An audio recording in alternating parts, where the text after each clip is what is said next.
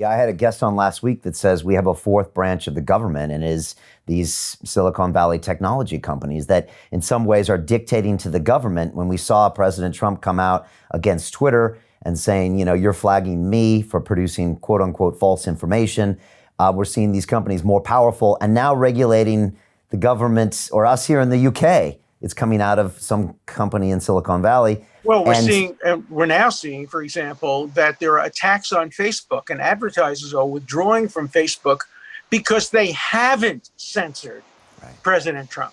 Yeah. And the failure to censor people who they disagree with, even if he's the president of the United States, a man I voted against. I was a Hillary Clinton supporter, but I believe in free speech more than partisan politics. But now Facebook is facing a pushback from advertisers because it won't follow the masses and the crowds. And what's happening today is you have to choose sides. You have to pick sides. Whose side are you on? If you're on the side of Trump, then fine. If you're on the side of the Democrats, then you can't say anything about Trump's constitutional rights. If you're on the side of Black Lives Matter, then you can't criticize them for having in their platform calling Israel a genocidal and apartheid country. Because you have to pick sides. You can't have nuance. Nuance has no place in a revolution.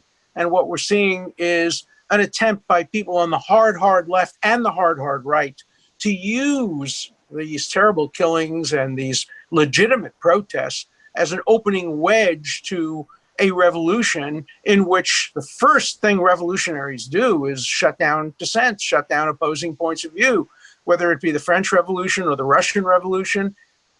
Interestingly enough, during the American Revolution, the press was not shut down.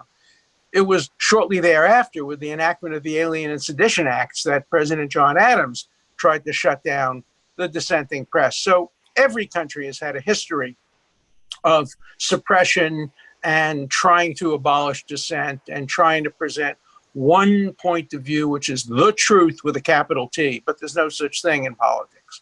You're right. There is no nuance. You have to be you're either on our side or you're on the other side. And you're kind of given the choice. It's like when you go to a restaurant, do you want red or white wine? And maybe you don't want any wine. But in this case, you don't get to choose. Like you said, there's no nuance. And you're feeling that. You even have rosé when you go to a restaurant. But in politics today, there is no rosé. You have to pick the red wine or the white wine. And if you pick the red wine, you can't even taste the white wine.